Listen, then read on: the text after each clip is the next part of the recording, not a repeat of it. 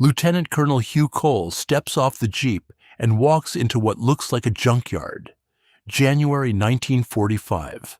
The snow has turned to slush, and everywhere he looks, Panthers, half-tracks, Kubelwagens, all of them abandoned, not destroyed, abandoned.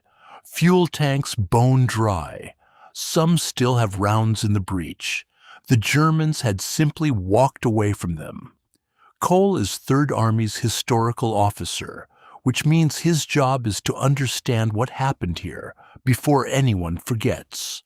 And what happened here doesn't make immediate sense. The German offensive in the Ardennes had achieved complete surprise. They had punched through American lines in a dozen places. Entire regiments had been overrun, and then nothing.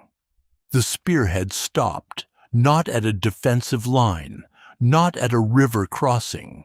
They stopped in the middle of open road, engines running, with nothing between them and the Meuse bridges but scattered American rear-echelon troops. Cole has been interviewing prisoners for 3 weeks now, and the same detail keeps surfacing. The Germans captured American supply depots, massive ones, fuel, food, ammunition, more than they could have dreamed of finding. And instead of fueling up and pushing forward, they stopped. They looted. They gorged. They lost hours, then days. The offensive died not because of American firepower, though that came later, but because German soldiers could not stop eating American rations and filling their pockets with American cigarettes. That shouldn't be possible. An army doesn't pause a war-winning gamble to steal chocolate. But it happened. And it happened because American abundance was so far beyond German experience that encountering it broke something in their operational discipline. If you've read about this phenomenon, the Germans stopping at captured dumps, drop a comment. There's more documentation out there than anyone has collected. A like and subscribe keeps this channel digging through the archives. Cole would spend the next 2 years assembling the official history of the Ardennes campaign, 700 pages of analysis. And buried in the footnotes, again and again, the same confession from German officers. They lost control of their men at the supply points. One Panzer commander told his interrogators that his column halted for 6 hours at a captured fuel dump, not to refuel, but because his crews were cooking American white bread over open fires. 6 hours, in an offensive measured in hours. The German plan had accounted for fuel shortages. They knew they couldn't carry enough to reach Antwerp.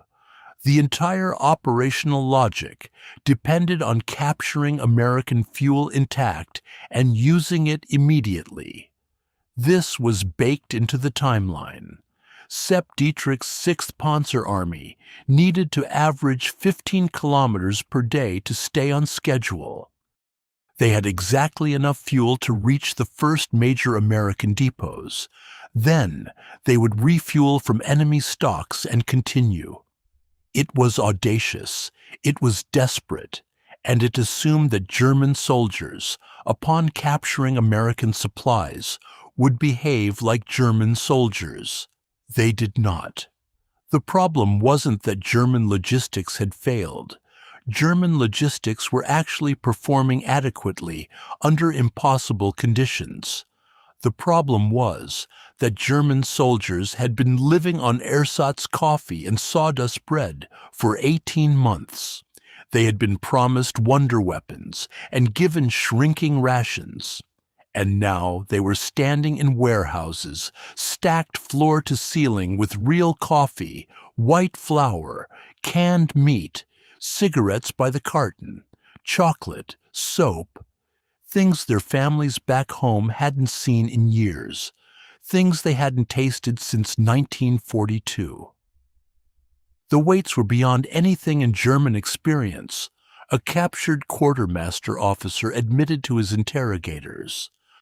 He wasn't talking about tonnage. He was talking about the psychological weight of realizing what they were fighting against. Here is the operational irony that Cole would eventually document. The Germans captured over 2 million gallons of American fuel in the first 5 days. More than enough to reach the Meuse. They burned less than half of it. The rest sat in captured dumps, while German crews argued over who got the American cigarettes, while officers tried and failed to restore march discipline, while hours bled into the frozen December mud. Every hour of delay gave the Americans time to bring up reinforcements. Every hour let Patton swing Third Army north. Every hour tightened the noose. The German offensive didn't die at Bastogne. It didn't die at Saint-Vith. It died at unnamed crossroads depots where exhausted German soldiers encountered American plenty for the first time and simply could not process what they were seeing. They had been told Americans were soft, decadent, incapable of real sacrifice. What they found in those warehouses suggested something else entirely. An industrial capacity so vast it could ship white bread and chocolate bars to frontline dumps while Germany rationed everything. Cole's jeep idles in the slush. The abandoned vehicles stretch to the tree line. Somewhere in the distance, American artillery is already pushing east. What did German planners think they would find? The answer matters because it reveals how completely they misread what they were fighting.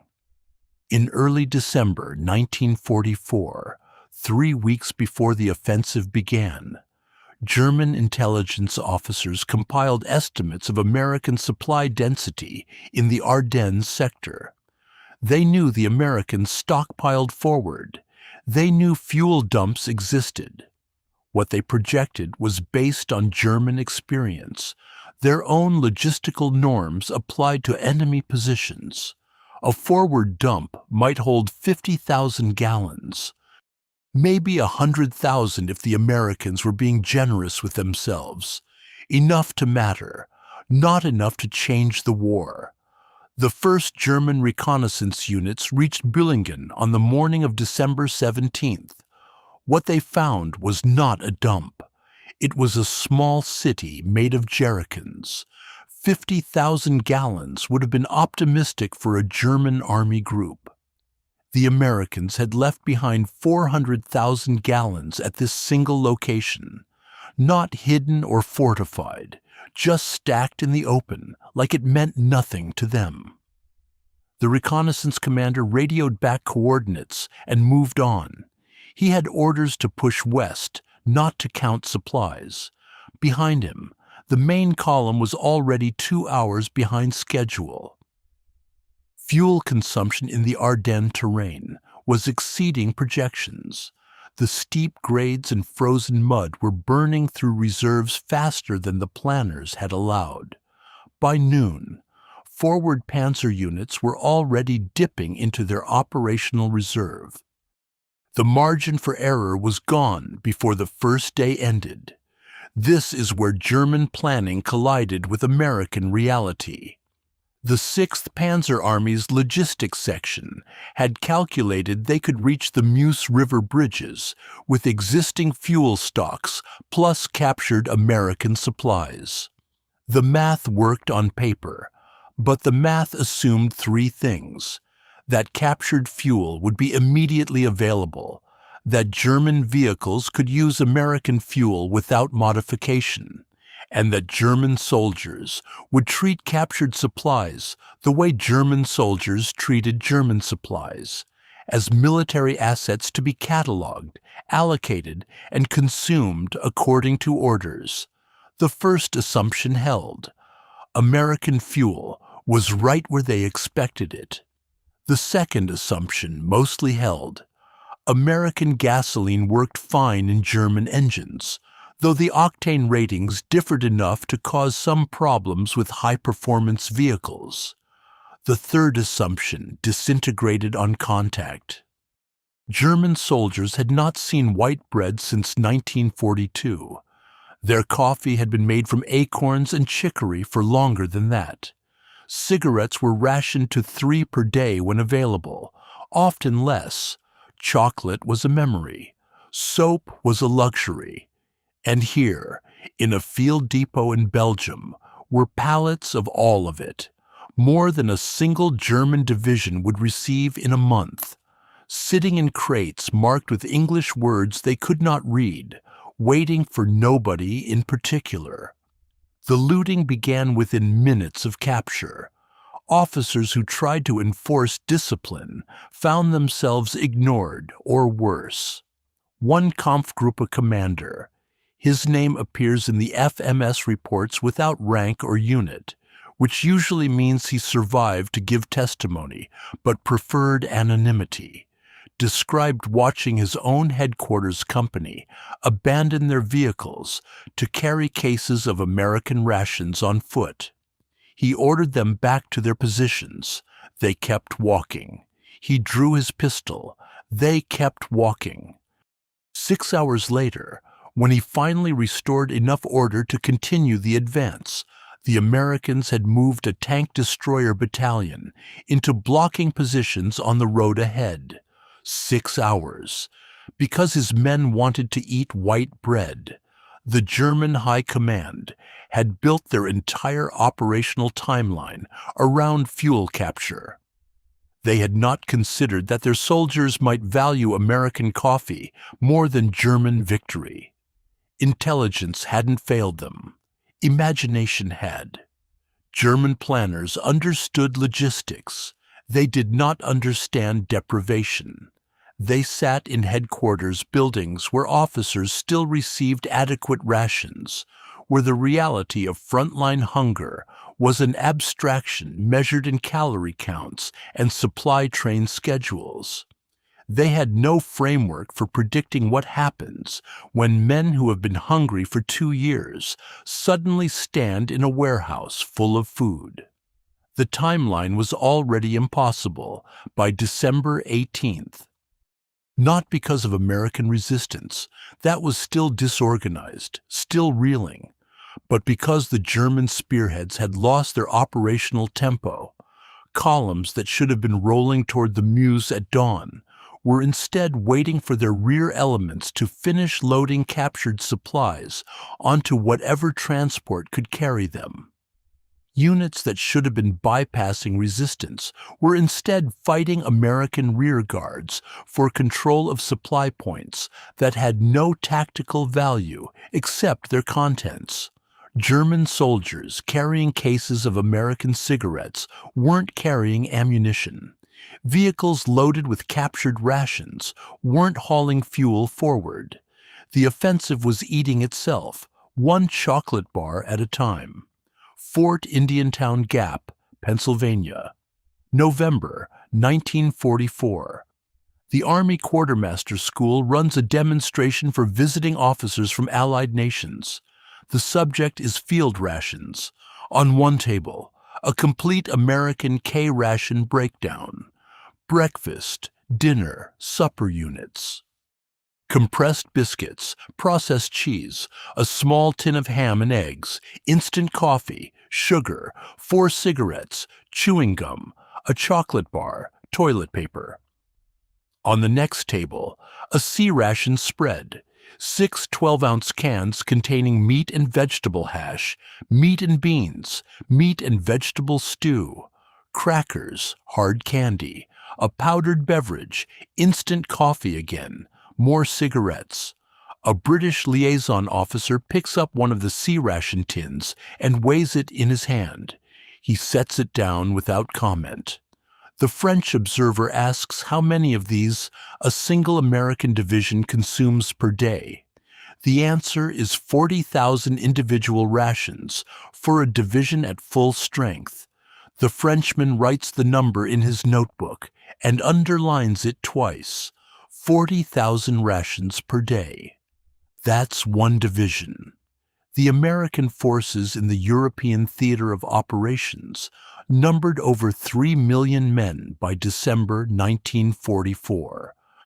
The Quartermaster Corps was shipping roughly 4 pounds of supplies per soldier per day just in food alone, not counting fuel, ammunition, medical supplies, clothing, spare parts, or any of the 1,000 other categories that kept an army moving. The official caloric target for American combat troops was 3,600 calories daily, not a theoretical number. An enforced standard, monitored by dietitians in uniform, adjusted for climate and operational tempo. In winter conditions like the Ardennes, the target climbed higher. Cold burns calories. The Quartermaster Corps knew this and compensated accordingly. The German soldier in December 1944 received on paper 2,800 calories per day. That was the official ration scale. What he actually received depended on supply lines that Allied air power had been systematically destroying since June. The Wehrmacht's logistics network was bleeding out. Railroad yards were cratered. Truck convoys moved only at night, and even then took losses.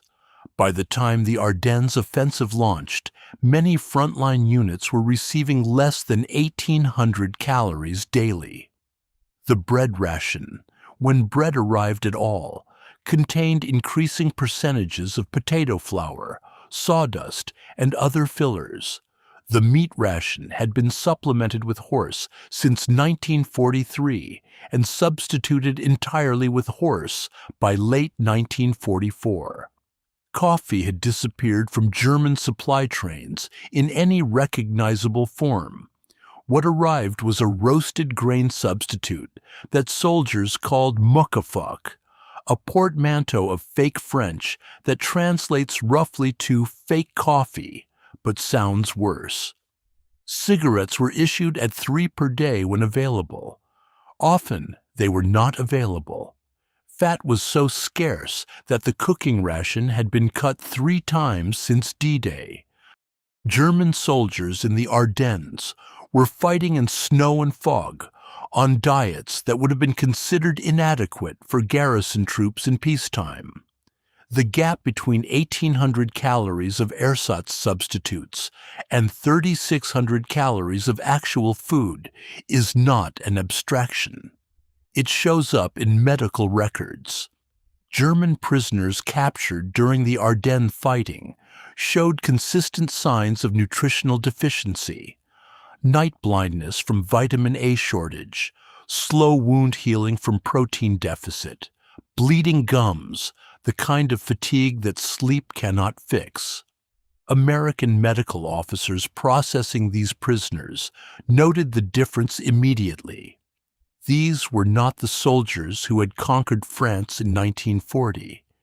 These were men who had been running on empty for months, burning muscle mass to stay warm, rationing their own bodies the way they rationed their ammunition. One medical corps report from late December notes that captured German troops gained an average of 6 pounds in their first week of American captivity. Just from eating regular meals, 6 pounds in 7 days. That is the caloric debt they were carrying into combat. An Army Medical Department study conducted after the war estimated that chronic undernutrition reduced German infantry combat effectiveness by 15 to 20% by late 1944. A clinical way of saying that starving men do not fight as well as fed men. A fact that should surprise no one, but apparently surprised German high command. When those soldiers walked into American supply dumps and found pallets of white bread, real coffee, canned meat with actual meat in it, chocolate bars, cigarettes by the carton, they were not encountering luxury. They were encountering what normal looked like, what they had forgotten existed. The shock was not that Americans lived well. The shock was realizing how far Germany had fallen. "We found paradise and lost the war in it." The words appear in an FMS deposition from a Waffen-SS officer who served under Joachim Peiper during the Ardennes offensive. The interrogator noted that the officer laughed when he said it, a bitter, exhausted sound that the stenographer tried to capture with parenthetical notation. Paradise. He was describing a fuel dump outside Büllingen. Peiper's column reached the outskirts of that town around 7 a.m. on December 17th. They had been moving since 3:30, grinding through frozen mud and American resistance that ranged from fierce to non-existent, depending on which crossroads they hit. Peiper himself was running on benzodrine and coffee, real coffee, from captured stocks taken the previous evening. His men were running on less. The column stretched back nearly 15 kilometers, a snake of armor and half-tracks and trucks that consumed fuel simply by existing. Every hour of delay cost them. Every hour burned reserves they could not replace. The Büllingen depot should have been a gift. 400,000 gallons of American fuel, enough to take Peiper's entire Kampfgruppe to the Meuse and back twice over. His orders were explicit: refuel and continue west, maintain tempo. The offensive depended on speed above all else. What happened instead took nearly 4 hours. The name Kampfgruppe, literally battle group, requires explanation. It was a Wehrmacht organizational innovation from the early war years, a flexible task force built around a core unit and reinforced with whatever assets the situation demanded. Armor, infantry, artillery, engineers, mixed and matched according to mission requirements rather than fixed tables of organization. The system worked brilliantly when German logistics could support it. By December 1944, it meant that commanders like Peiper had responsibility for units they barely knew, men drawn from replacement pools across a shrinking Reich, soldiers whose training had been compressed from months to weeks. These were not the veterans of France and Poland. These were boys and old men and everyone in between, held together by habit and fear and not much else, which brings us back to what those men did when they walked into an American supply depot for the first time. Peiper's own vehicle stopped at the fuel point. His crews began the refueling process. Jerrycans passed hand to hand, a bucket brigade of gasoline in the frozen morning air. Efficient, disciplined, exactly as planned. Then someone opened a ration crate. The accounts conflict on what happened next. Some reports suggest Peiper personally shot a soldier who refused orders to stop looting. Others describe him screaming at his officers, threatening courts-martial, physically dragging men back to their vehicles. What the records agree on is the time lost, between 90 minutes and 4 hours, depending on the source. 4 hours seems high. 90 minutes seems optimistic. Call it 2.5 hours, the midpoint of conflicting testimony, which is often where truth hides. 2.5 hours. The offensive timetable had no margin for 2.5 hours.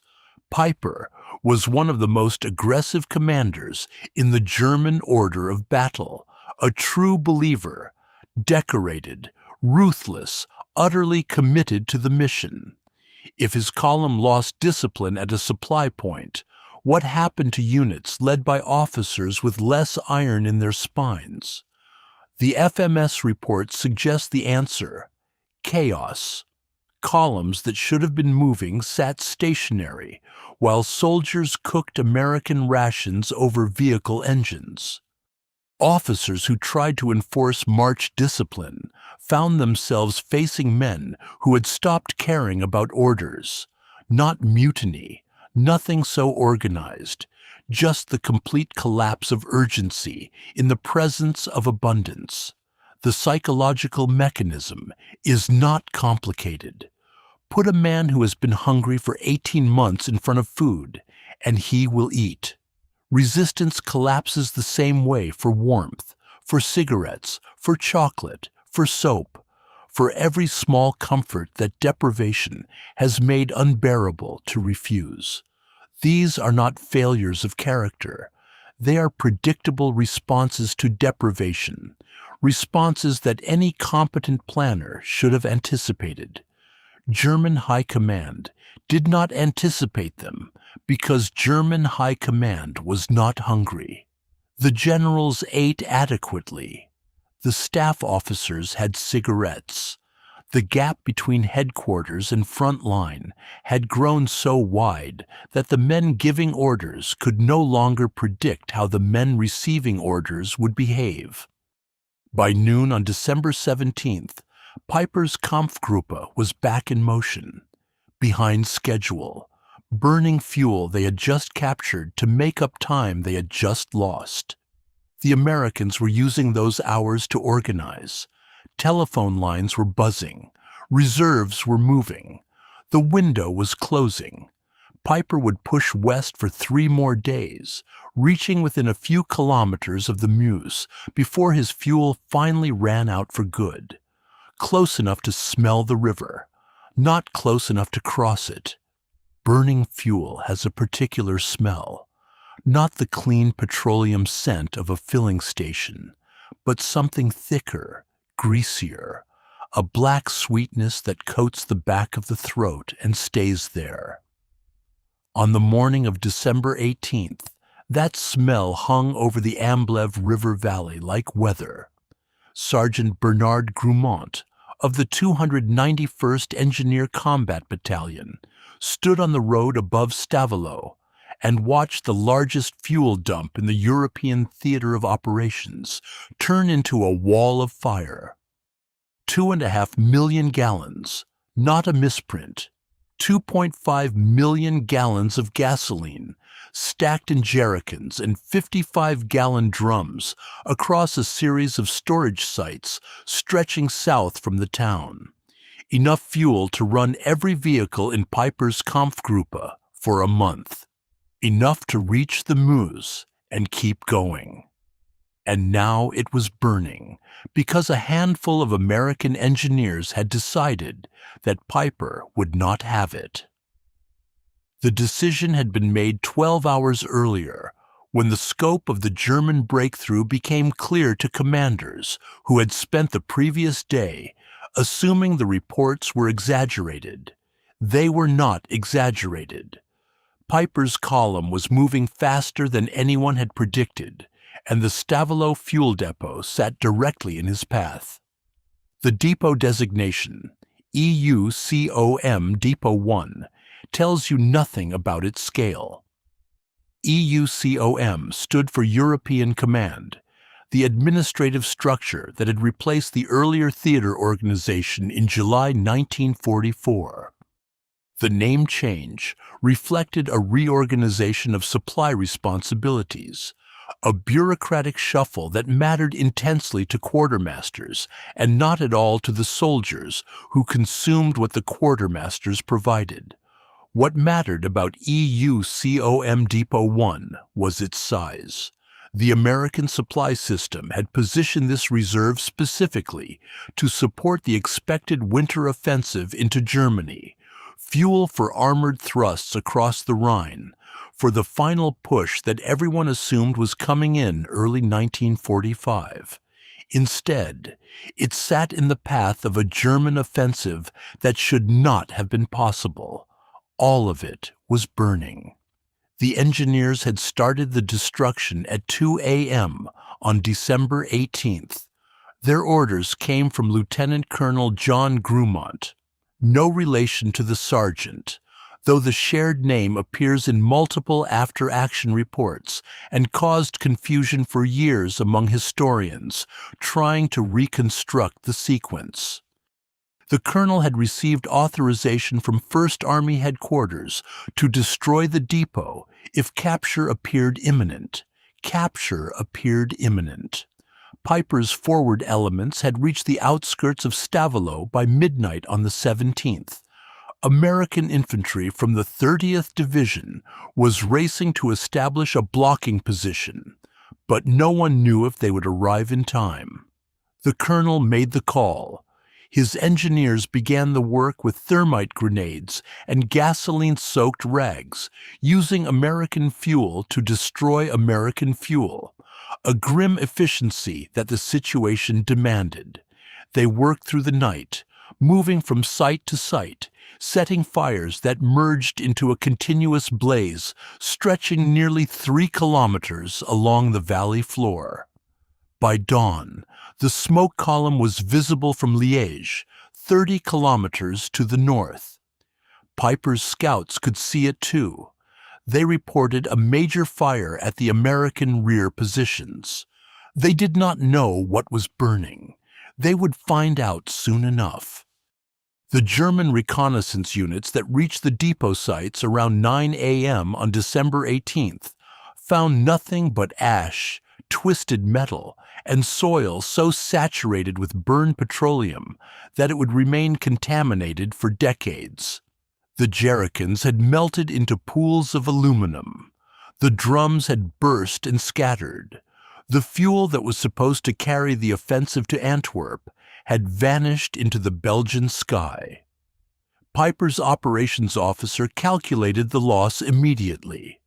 Without the Stavelot fuel, the Kampfgruppe had perhaps 48 hours of movement remaining at current consumption rates.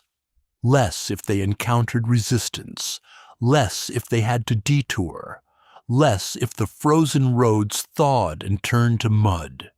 The math no longer worked. It had never really worked, not since the first delays at Büllingen, not since the looting had begun. But the destruction of EUCOM Depot 1 made the failure explicit. There would be no miracle capture, no sudden abundance to reverse the calculus.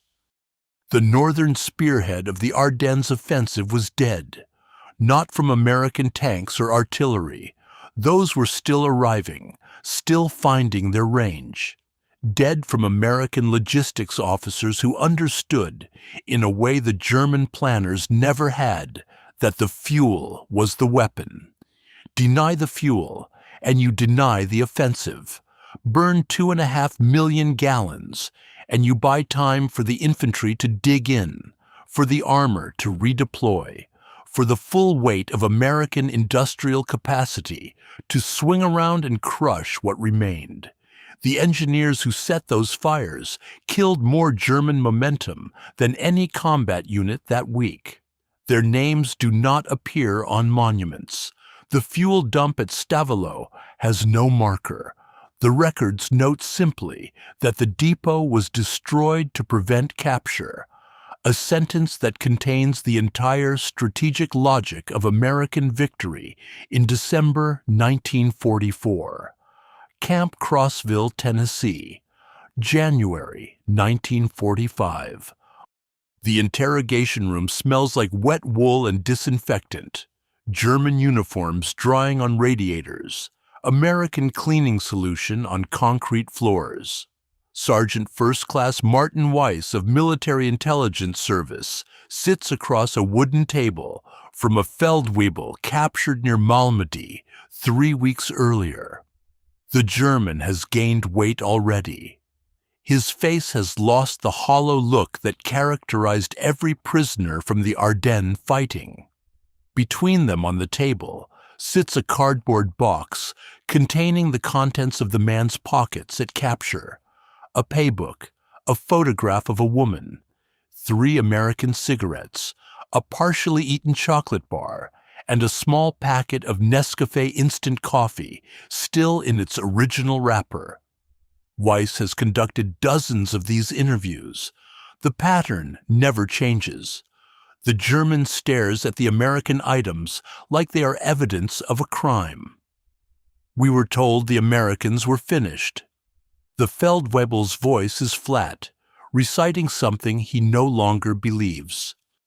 The propaganda said you had no more reserves, that your soldiers were demoralized, that one hard push would break you. Weiss writes nothing down. He has heard this script before. What he wants is what comes next. The moment when the prepared answers collapse and something real emerges. He pushes the chocolate bar slightly closer to the German. The chocolate becomes a confession. The Feldwebel picks it up, turns it over in his hands, reads the wrapper like it contains a message.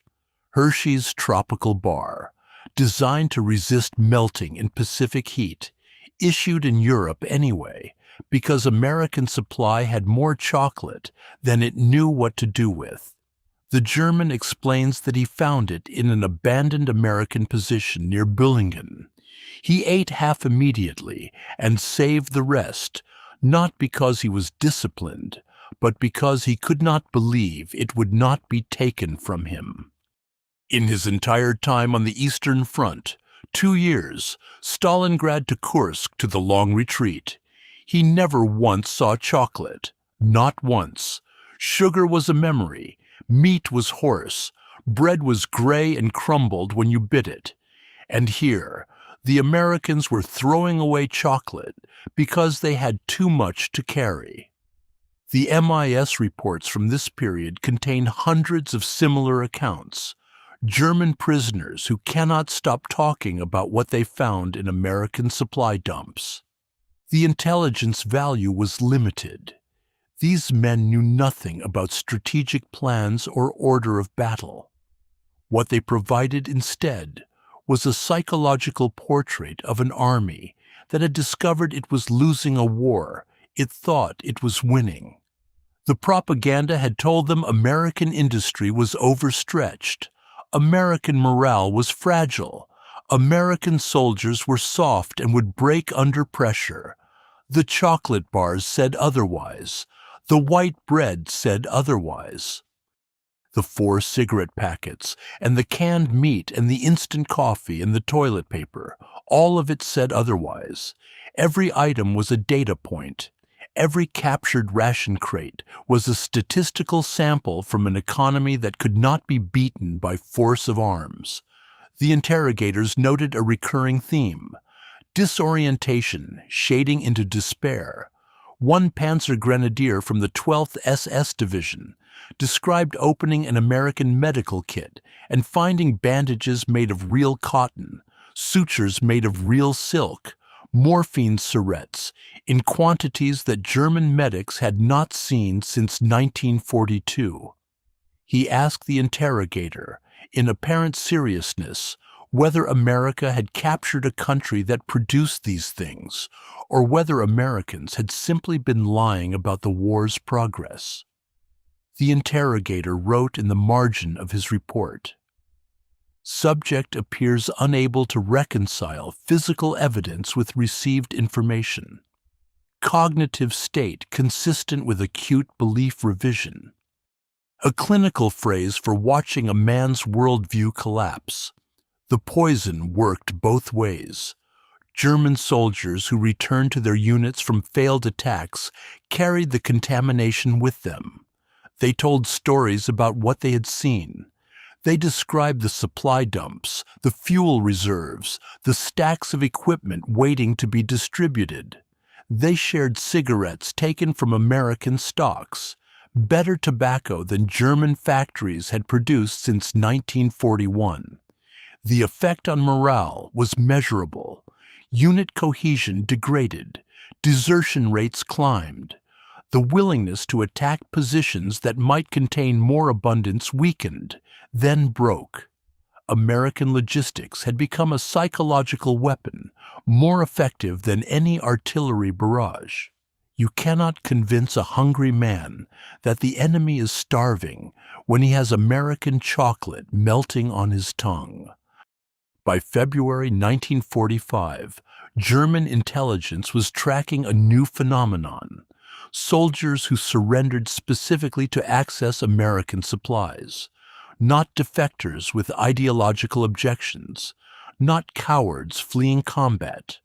Ordinary soldiers who had done the arithmetic and concluded that 3 meals a day as a prisoner exceeded anything the Wehrmacht could provide as a comrade.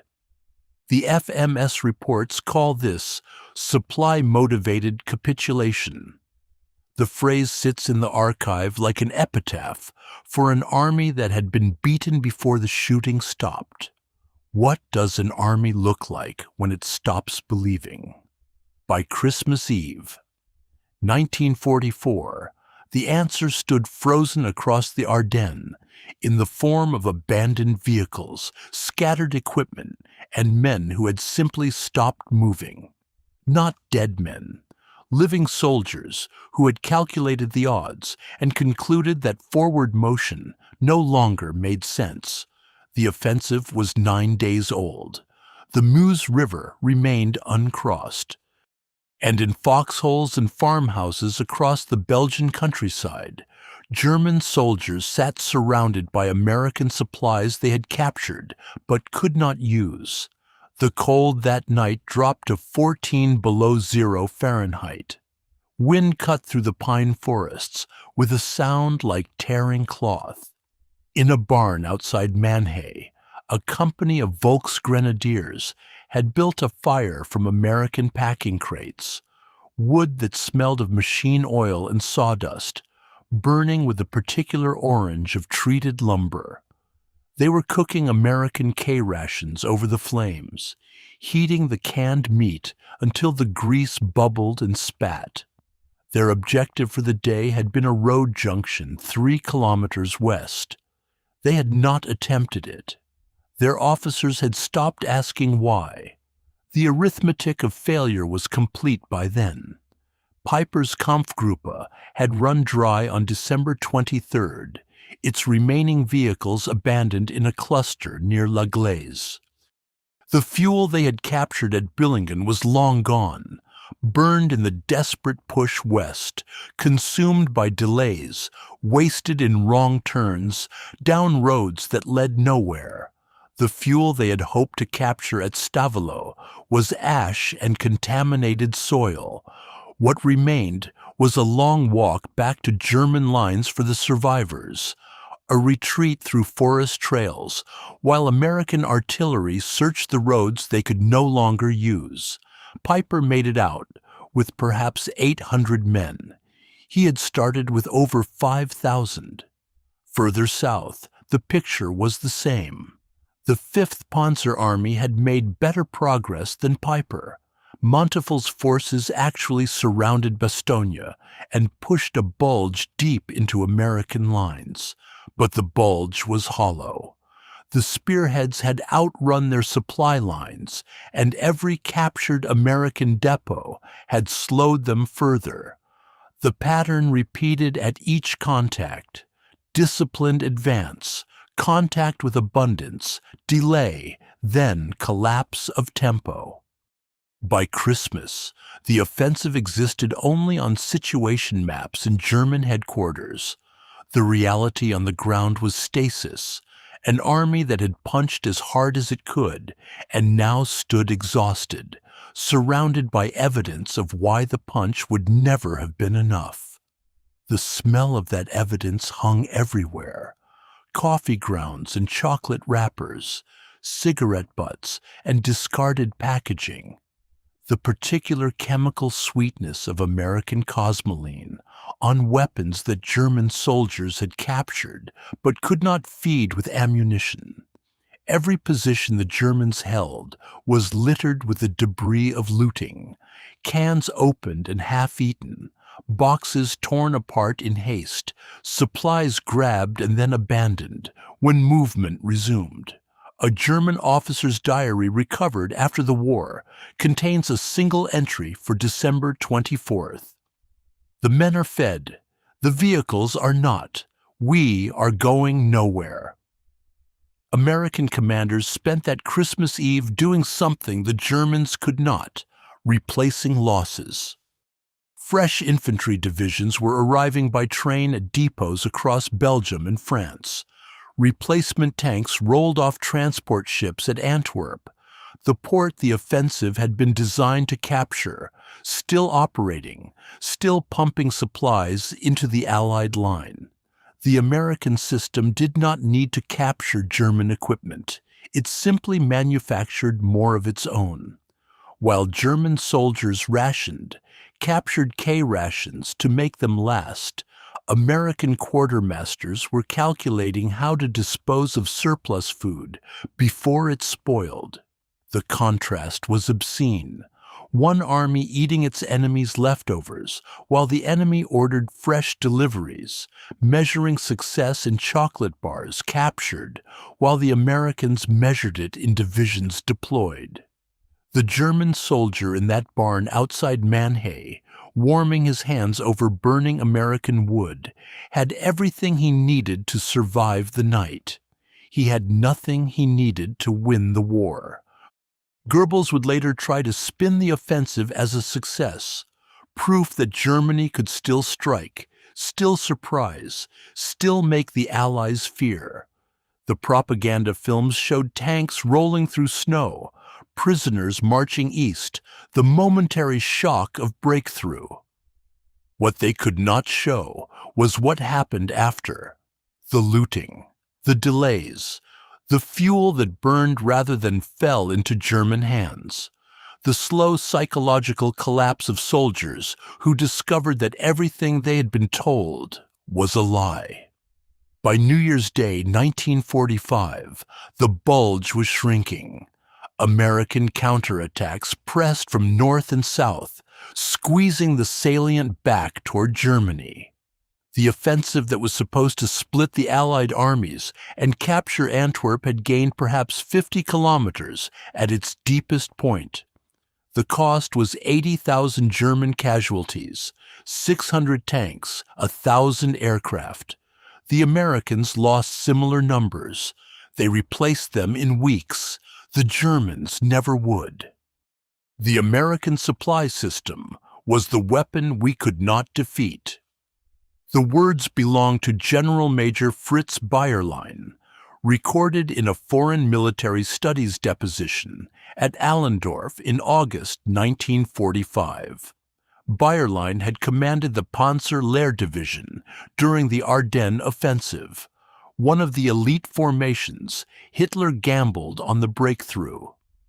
By the time he sat across from American historians, the division existed only on paper. Its tanks were scrap metal scattered across Belgium. Its men were dead, captured, or reassigned to units that would surrender within months. Bayerlein had 8 months to consider what had gone wrong. His conclusion was not about tactics or terrain, or the weather that had grounded Allied air power during the crucial first days. His conclusion was about mathematics. The FMS archive contains thousands of pages of similar testimony. German generals, staff officers, and combat commanders answering questions from American historians who wanted to understand the war from the other side. The interrogators were thorough.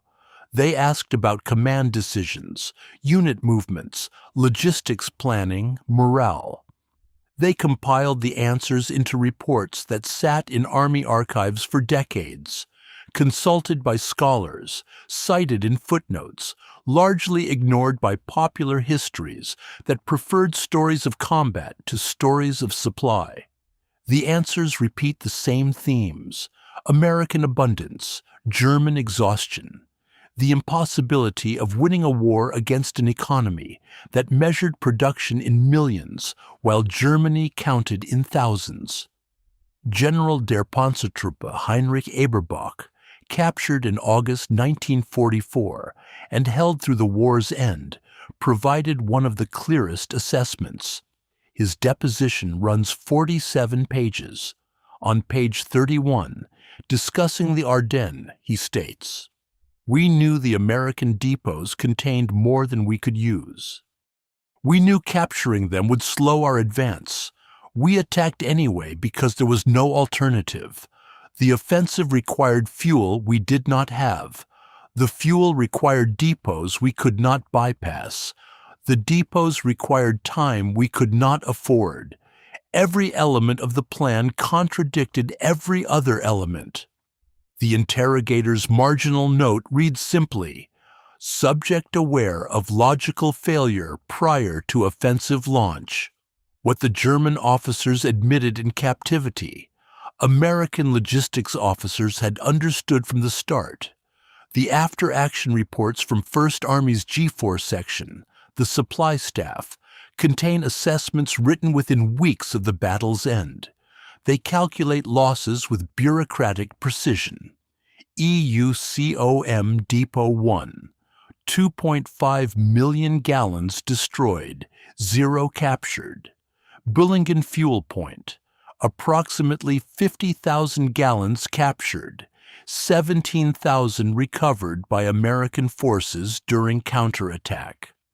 Scattered smaller depots, net loss to German capture estimated at under 100,000 gallons total.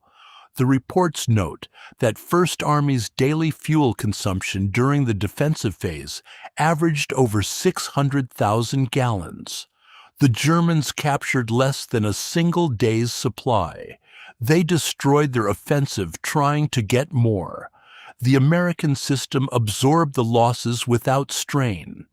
Replacement fuel arrived from Antwerp and Cherbourg within 72 hours of each depot destruction.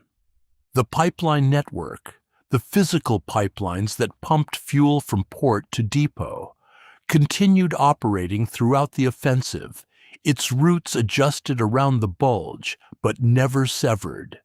By January 5th, 1st Army's fuel reserves exceeded pre-offensive levels. The system had not merely survived, it had grown stronger while under attack. German logistics achieved the opposite. The fuel expended on the offensive came from strategic reserves that could not be replaced. Refineries in Germany were under continuous air attack. Romanian oil fields had fallen to the Soviets in August. Synthetic fuel plants operated at a fraction of capacity, their workers scattered by bombing, their machinery patched with improvised parts. Every gallon burned in the Ardennes was a gallon subtracted from the defense of the Reich itself. The offensive did not merely fail. It accelerated the collapse that followed. The numbers tell the rest. German losses in the Ardennes. Between 80 and 100,000 casualties, depending on which record survived. 600 to 800 tanks and assault guns. Over 1,000 aircraft. American losses, approximately 89,000 casualties, including 19,000 dead. 700 tanks, 647 aircraft. The difference was replacement time. American tank losses were made good by February 15th. German tank losses were permanent. American infantry divisions received replacements within 3 weeks. German divisions consolidated their survivors into smaller and smaller formations. Battalion strength units called regiments, company strength units called battalions. On January 28, 1945, the last German positions in the Bulge fell to American counterattack. The front line returned to where it had been on December 15th. 6 weeks of fighting, nearly 200,000 total casualties on both sides. Frozen ground, shattered villages, pine forests splintered by artillery, all where they had been 6 weeks before. 1st Army's Quartermaster Section filed its final supply report for the operation on February 1st. The document runs 11 pages.